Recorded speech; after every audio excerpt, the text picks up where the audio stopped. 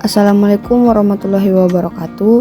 Perkenalkan, nama saya Eka Putri Pratiknya Makat, NIM 8324230021 dari jurusan Pendidikan Kepelatihan Olahraga.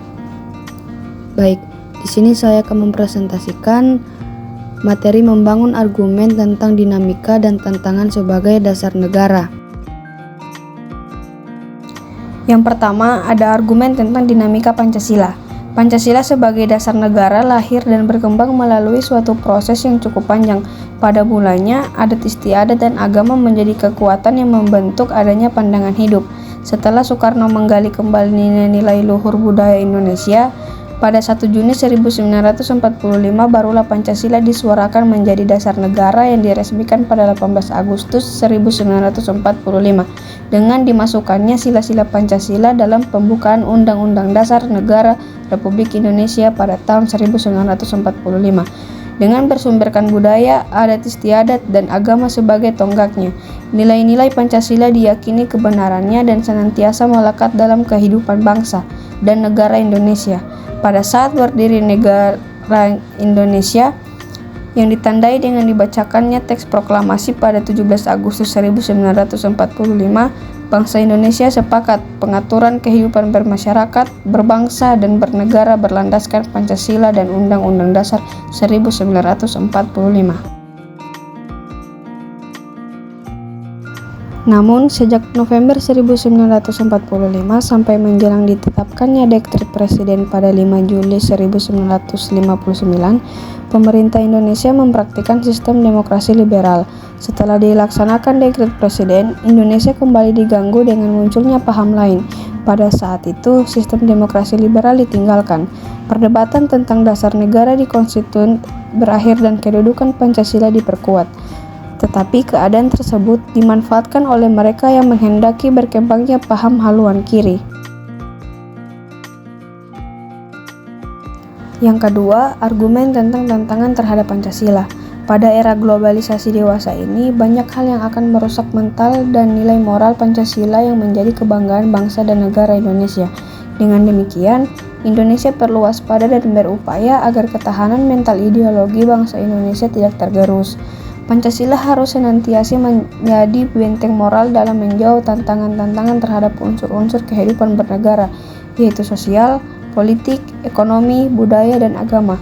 Tantangan yang muncul antara lain berasal dari derasnya arus paham-paham yang bersandar pada otoriter materi seperti liberalisme, kapitalisme, komunisme, sekularisme, pragmatisme, dan hedonisme yang menggerus kepribadian bangsa yang berkarakter nilai-nilai Pancasila.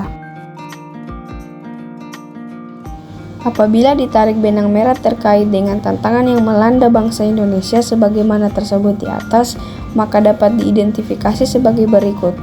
A. Dilihat dari kehidupan masyarakat. Terjadi keagamaan dalam kehidupan bernegara dalam era reformasi ini karena perubahan sistem pemerintahan yang begitu cepat termasuk digulirkannya otonomi daerah yang seluas-luasnya di satu pihak dan di pihak lain.